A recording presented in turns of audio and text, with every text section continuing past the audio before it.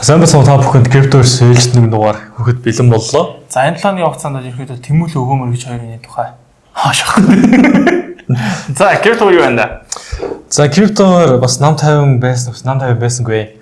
За сонирхолтой бас хэд мэдээлэл гаргалаа. За хамгийн их нь юм байна. Биткойн энэ жилд ер нь сүүлийн жилд хэн хамгийн хөдөлж авсан бэ гэдэг тайлан гарсан байна. За хэн авсан? За тэгсэн чинь энэ бол ерөөсөө корпорацууд юм байна. За ETF гаргасан нөхөд BlackRock ч гэдэг юм уу? Биш ETF гэдэг нэг хэлжлээ. Корпорацууд нь одоо MicroStrategy шиг яг компаниуд аягүй хөдөлж авсан гэж аахгүй.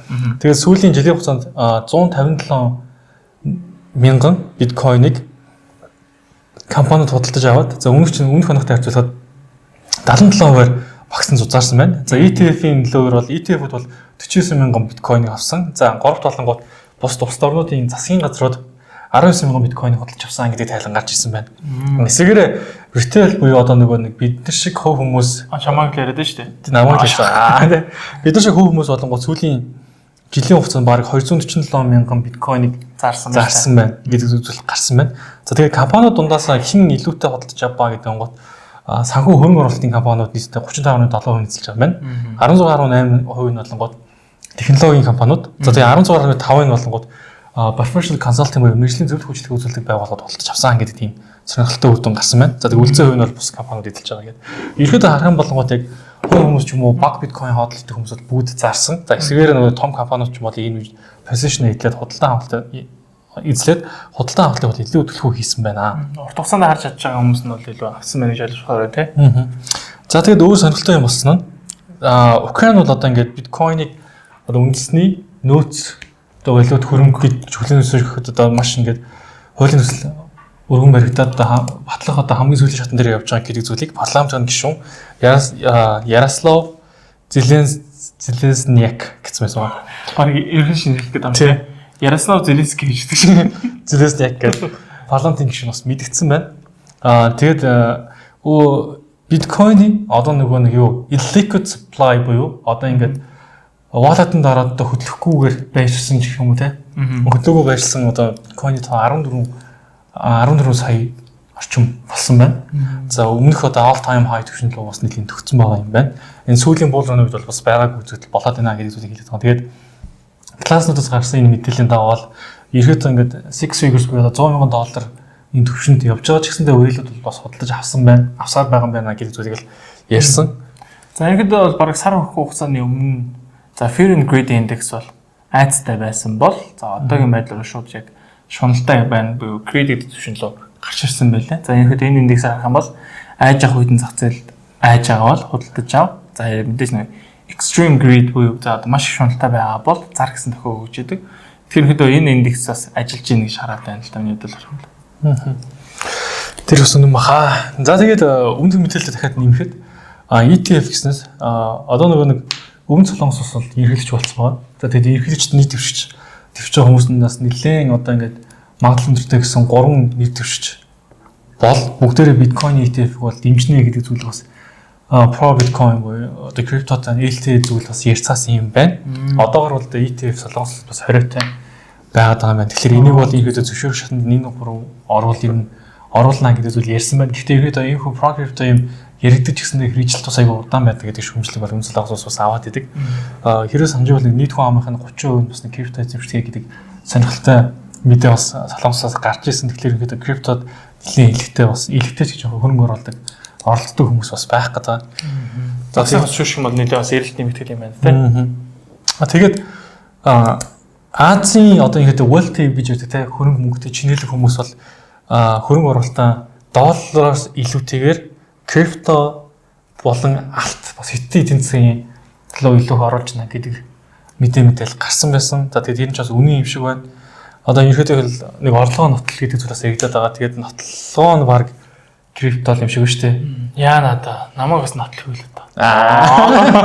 За Синтаныхс сонирхолтой ажиллагдсан биткойн доминансийн хувьд 64% уналтыг үзүүлсэн.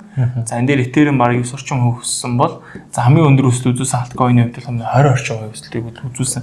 За эндээс ажиллаад харах юм бол за зарим үед биткойн унжахад зарим альткойнууд бол нэлээд дүүс дэш өсчихсэн өөрөөс альткойн сизон эхлэхнэ гэдэг бас нэг юмхүү X дээр нэг юмхүү шуум бол явсан. За тэгтээ мэдээж альткойн болно гэж хэдүүл баг сүүлийн жил хагас мэдээд болж шүү дээ. Тэгэхээр одоо мэдээж хэлж мэдэхгүй байна. Гэтэ яг үргэлж одоо сэтгэл тээж яваа бодлох юм аа альткоин season болоосоо гэдэг бодлол үргэлж байнсаар л байна да. Наадаж нэг сонирхолтой мэдээ гарсан. Dogecoin-ийн ETF-ийн одоо хүсэлтийг бол Америкийн одоо санхүүс болохоор бол хүлээгээд авсан юм байна. За үүнтэй холбоотойч болоод тэр юм уу ямар ч байсан идэвхтэй wallet-ийн тоо 500% өссөн гэдэг мэдээлэл гарсан байсан.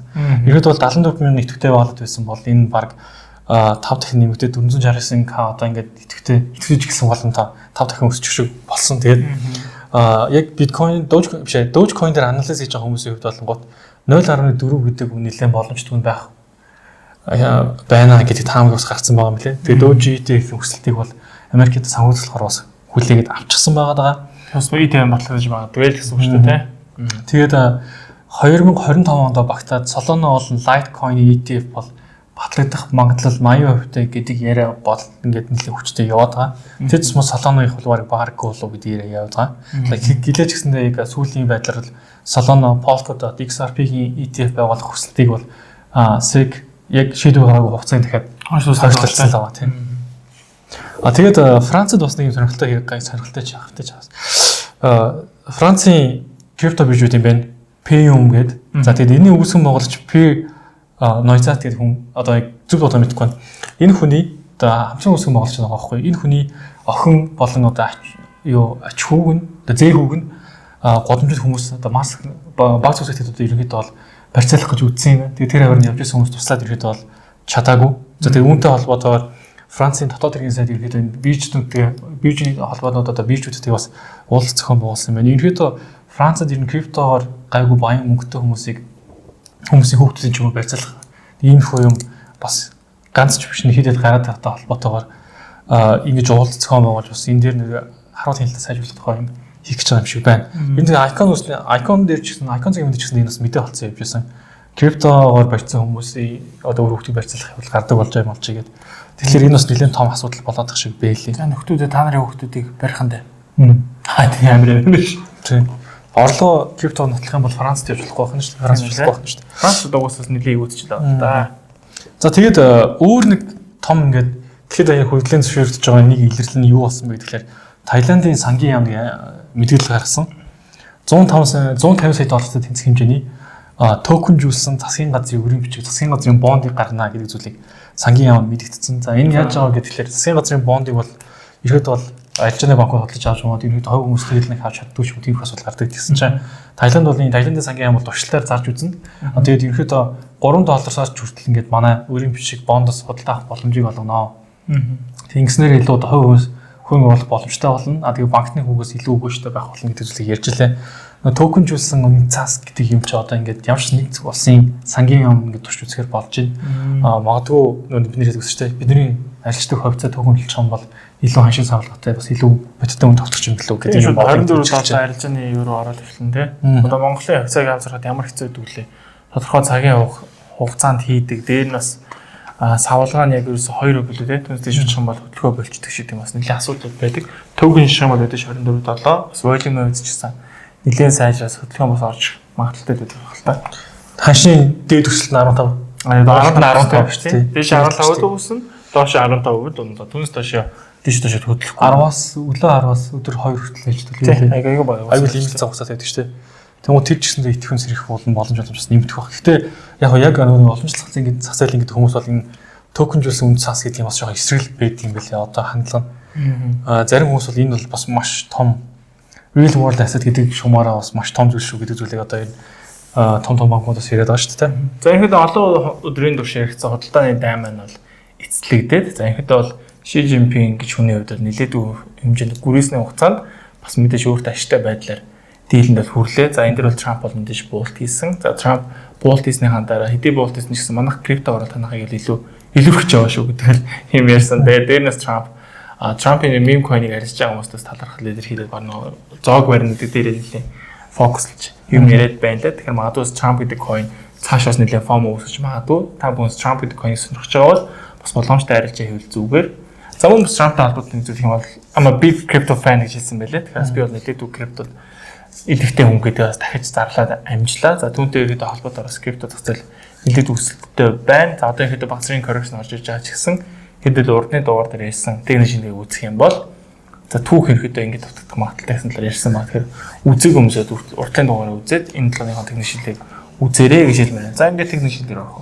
Тийм. За техник шилдээр орох юм та бүхэн крипто дээр арилж байгаа хэрэг бол Binance Bridge-ийг сонгож арилж байгаарэ. Binance Bridge таны арилжааны шинтгэлэг 20 хөндлөж байгаа шүү. За мөн Forex арилжаа сонгож бол XM болон MFT гэсэн брокертэй хамтарч ажиллаж байгаа. За ингээд техник орох. За тэгтээ. За Шууд орё. ингээ хаашаа шавдгийн тий. За юу цаана. За тэгээд хэдүүлээ биткойн дээр за хөдөлт гарсан таамагууд апдейт хийе явчих. За бас Ethereum дээр ярьсан. Тэгээд USDT dominance-ийг бас яриад явъя гэж бодож байна. За тэгэхээр BTC-ийн хувьд за нэг иймэрхүү бирж дээр нүүсэд байна гэж таамаглаж ирсэн. За ихэд бол доошоо стрэлтийн үлгэн бол орсон. За эндээс бол жижигхэн шорт арилжаанд ороод за ихэд break-in шахачаа break-in хариулт stop loss авагдаад гарчихсан байгаа. Тэгэхээр одоо л ихэд шорт арилжаа байхгүй. Доороос орсон long арилжааг бол дээшээ барьсан байдалтай бол байна. За биткойнод одоо ингээ харах юм бол 100-аас 101 мянга гэсэн түвшин дээр дэжгүй спорт болж байгаа зонд байна. Ерхэд бол нэг иймэрхүү range маягийн хөдөлгөөнд орчуудаа гэсэн бодол бол байна. За мэдээж ингэж яагаад өслөө гэхэд нэг 104 мянга гэсэн түвшин дээрээс хариулт ерхэд аваад уралдын хөдөлгөөн орж ирээд байгаа. Доошо унлаа гэхэд 100-аас 101 гэсэн түвшин дээр гэдэг иймэрхүү нэг юм channel маягийн хөдөлгөөн дээр доороо bounce гэсэн маягтай хөдөлгөөнд бол үргэлжилж байгаа буюу зах зээл нэлээд жоох юм хүлээцтэй байгаа болов гэсэн таамагтай бол байна. За ихэд түрүүний fundamental мэдэн дээр ярих юм бол за мэдээж том тоглогч нар бол худалдаа авалтыг бол хийсээр байгаа. Жижигхэн арилжааж байгаа хүмүүсүүд ихэд бол биткойноо зарж байгаа гэсэн мэдээ байлаа. За яг ингээд урдны түүх харах юм бол дандаа том тоглогч нар худалдаа авсны дараа ихэд хааш дахиад нэлээд том импульс хөдөлгөөн явуулж байдаг учраас за магадгүй биткойныг өсөлттэй байх болов гэсэн таамаг бол байгаа. Тэгэхээр тийм ч учраас доороос орсон лонг арилжааг одоо хүртэл бариад байж байгаа гэсэн. За ингээд арилжааны хувьд арилжааны таамгийг гаргая гэх юм бол за сүүлийн үед ханш бол за CBA мэдээ зэрэгтэй зах зээлийн томоохон мэдээнд бол гарсан. За түүнтэй холбоотой баг зэргийн савлгааны хөдөлгөөнд бол орж ирсэн. За эндээс харах юм бол дэжгүй bullish pattern шаад доошоо стрейт, дээшээ стрейт буцаж орж ирээд ч гэдэг юм иймэрхүү нэлээд өндөр хүчтэй хөдөлгөөнд бол орж ирсэн. За одоо л харьцсан мэдээний асуудлууд бол дууссан. За өнөөдөр өглөө нэг мэдээ гарсан байсан. Америк Орос хоёр бол ихэд бол Украин Орос хоёрын дайны хилцээрийг бол ярина гэж яагаад. За тэр нь бол амжилтгүй болсон гэсэн мэдээ гарсан. За түүнтэй холбоотойс мэдээж зах зээл нэлээд өс хөдөлгөөнтэй байх шиг байна. Тэгэхээр ямар ч байсан Орос Украин хоёрын дайн бол тийм ч амархан бол хилцээрийн түвшинд л хүрэхгүй юм байна. Тэгэхээр тийм учраас бас ирээдүйд алт баг зэргийн бас өсөлтийг үзүүлж магадгүй. За нөгөө нэг Америк Хятад хоёр Орос хоёр уулзаад дайны талаар асуудж хилцээс түрээгүй гэдэгтэй холбоотой тэг маш өндөр өсөлттэй хөдөлгөөн бол үзүүлчихсэн байдалтай байна ч байна. За биткойнууд одоо нэг иймэрхүү доороос импульс орсон, ингээд correction орж байна. За нэгдүгээрт дэшигээ өсөх юм бол за магадгүй ингээд хөдөлгөөн өслөөхөд 104,000-аас 105,000 гэсэн түвшин дээр нэлээд том тааз байгаа. Энэ таазыг дэшээ сэтэрчих юм бол дэж өсөлтийн хөдөлгөөн өмчлөд орж ирэх болов уу гэсэн таамаг бол байна. За тэгээд хэдүүл энийгээ баталгаажуулахын тулд яг уруу хамаарлаар нь буюу USDT dominance-ыг харж болж байна. За USDT dominance-ыг харах юм бол бас л нэг иймэрхүү дээрээ таацтай доороо тажгүй шал болж байгаа буюу спорт болж байгаа цэгтэй байгаа чинь тийм. Ингээд спорт шал дээрээ таац. За dominance дахиад доошоо унлаа гэхэд 4.50% дээр спортох магадлалтай. Биткойныг уруулаад харах юм бол 104,000 дээр таацлах магадлалтай гэсэн иймэрхүү дүн шийдлийг харж байна. Тэгэхээр эндээс доошоо straight pullback руу орж унчих юм бол биткойн яг энэ дээрээ гоё дэшээ straight pullback руу орж ирээд 104,000 гэсэн түвшин маань буцаагаад support болж чадах юм бол дэжгүй өсөлттэй хөлөө орж ирэх хаа гэж харж байна. За ингээд ирэхэд бол магадлалаараа хэдүүлээ харах юм бол ингэдэг ч тийм.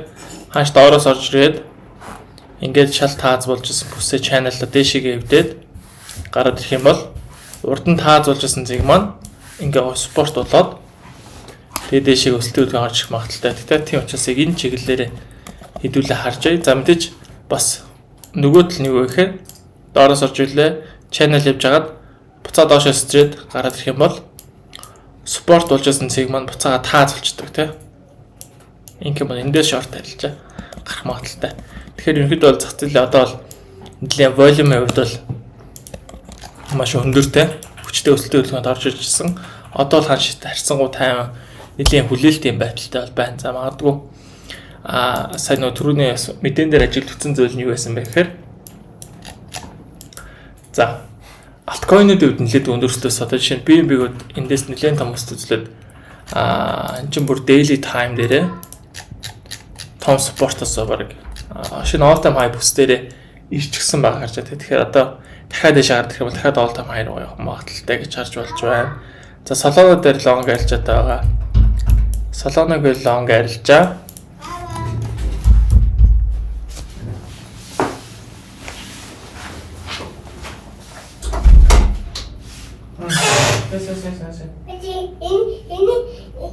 Энэ хин тавтай энэ. Жэнэ та тоглож бол дуусна за.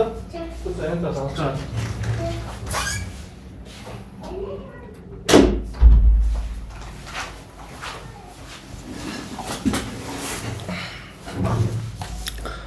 За Solana-г арилж байгаа бас long арилж байгаа барьсаар байгаа. За Solana дээр бас гоё дэчүү спорт болж байгаа гэх юм бол 165 гэсэн бүс байгаа. За ерөөд одоо миний хувьд Solana дээр арилж байгаа тал шиг бол аваад татчихсан байгаа. Тийм учраас дахиад нэг 160 орчим төвшин рүү ирэх юм бол за магадгүй давхар long арилж байгаа буюу маржингаа нэмэх боломжтой болов гэж харж байгаа. За иймэрхүү арилжаан дээр бол яг нөө спорт болоод байгаа зооныхон доор стоплос тавьж өгөөд дээшээ TP open явуучих юм бол бас дэжгүй арилжаа болчих магадaltaй учраас нэг иймэрхүү арилжааг Solana дээр харж байна.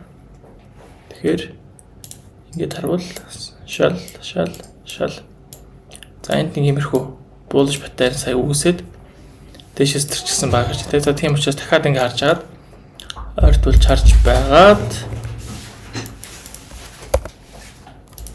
эндээс дэшээс төрөөд дахиад иймэрхүү correction руу орж ирэх юм бол эндээс нь long арилжаа орох магадaltaй иймэрхүү боломжуудыг бас нэлээд эргэлхийлж байгаад оролдож өгч харж байгаа. За Ethereum-ийн хувьд хэдүүлээ ерөөхдөө бол за хүлээцтэй байснараа хүү энэ бол long арилж байгаа алдсан. За мэдээж long орсон хүмүүс бол байгаа бах. За миний хувьд бол дээшээс төрчихсэн байсан. Юу хүлээсэн бэ? Дөрвөн талаас юу хүлээсэн бэхээр дээшээс чвэд pullback хөдөлгөөн хүлээ гэж таамагласан тий. За daily дээр ярьсан. За daily-г харах юм бол дээшээгээ straight pullback хөдөлгөөн орчих юм бол дээшээ long арилж орё гэсэн. За энэ дээр бол нэгдээ шууд сэтэрчсэн дээшээ гараад ирчихсэн байна. За Ethereum за магадгүй дахиад дэшийг өслөө гэхэд за 2890 гэсэн төвшин дээр нэг том таац байгаа. За магадгүй дахиад зах зээл баг зэргийн монолитын хөдөлгөөнд орчих юм бол эндээс дэжгүй correction хөдөлгөөн нэлээд урт хугацаанд хүлээж аваад харах юм бол 2100 гэсэн төвшөндөө дэжгүй support zone байх бүрэн боломж байгаа. Тэгэхээр Ethereum-ыг бол хүлээж байгаа. Гэхдээ Ethereum-ыг бол spot-оор худалдаа авалтыг бол баг зэргээр хийж байгаа. Тийм учраас заавал futures дээр арилжаанд бол нэг хайтар шунахгүй байгаа гэж болж байна. За ерөнхийдөө бол зах зээлийн хувьд бол иймэрхүү байна. За дараагийн 7 хоногийн дугаар дээр бол илүү альткойнууд дээр шинжилгээ хийгээд тэрдэн дээрээ илүү таамаг гаргаад явъя гэсэн бодлоо. За бас daily time дээр биткойнээр ажиглаж байгаа зүйл хэм бол all time high дээр буюу за 109 гэсэн түвшин дээрээ ийм таац байгаа. За ингээ харах юм бол нэг таац, хоёр таац. Одоо ерөөдөө бол ингээ харуул. Эндээс ингээд харлаа гэхэд за 4 орчим хувийн өсөлтийг үзүүлэхэд за өсрөө 5 орчим хувийн өсөлтийг үзүүлэхэд all time high бүс дээр ирнэ. Энэ бүс нь өөрөө бас доошо унах магадaltaй гэж хараад байгаа. Яг л эндээс эсэргүүцлийн бүс байгаа да тий. Эндээс нэг унсан, ирээд буцаж явахаараа дахиад унсан. За магадгүй дахиж ирээд эндээс авах юм бол дахиад 20 үлдээд унах магадaltaй. Гэхдээ бас л түрүүч ярьсан таамагийн дагавар юм бол дээшээс straight pullback хөдөлгөөн хараад ирэх юм бол дээшийг өсөх боломжтой болоод эхэлчихдэг. Тэгэхээр энэ нөхцөл байдлуудаа харж агаад арилжаанд ороорой гэж зөвлөмөр байна. За мөн бас би энэ дээр нэг түүх хайгуу тавтагч байна гэж ярьсан шүү дээ. Түүхээр харих юм бол төдийлөнд нь ерөөдөө би нэг иймэрхүү байдлаар correction төлөө орж ирээд дараагийн өсөлтийн импульс орж ирээсэй гэсэн ерөөдөө бодлол байгаа. За эдгээс long арилжаатай байгаа гэж гисэн correction төлөө орж ирээсэй гэсэн бодлол надад байгаа. Тэгэхээр одоогийн байгаа импульс төлөөний би ерөөдөө хандсан байгаа гэж хараад байгаа. За ингээ харуул. За иймэрхүү байдлаар нэг импульс төлөө орж ирдэг бол одоо нэг иймэрхүү байдлаар импульс төлөө ороод ирчихсэн. Тэгэхээр зах зээл баг зэргийн correction амралтын хөдөлгөөн орж ирээд түүний дараагийн энэ импульс хөдөлгөөн ийш орж ирээсэй гэсэн бол. Тэгэхээр 123 мянга гэсэн төвшөнлөө биткойныг бас энэ жилдээ хүрч болов гэсэн юм өөдрөг таамаг бол байна. За тэгээд яг арилжааны оролт гаралтын гоё момент гарч ирэх юм бол Telegram болон сошиал сувгуудаараа хуваалцаад явчих. За манай Telegram-ыг айгүй олон мэддэггүй юм байсан сая стори хийсэн чинь. YouTube-ийн description болон Instagram-ийн bio хэсэгт бол манай бүх линк байгаа. Тэн дээр дараад орох юм бол бүгдэн дээр нэлттэй байгаа шүү. За ингээд дараагийн дугаар дээр уулзлаа. Түр баяртай.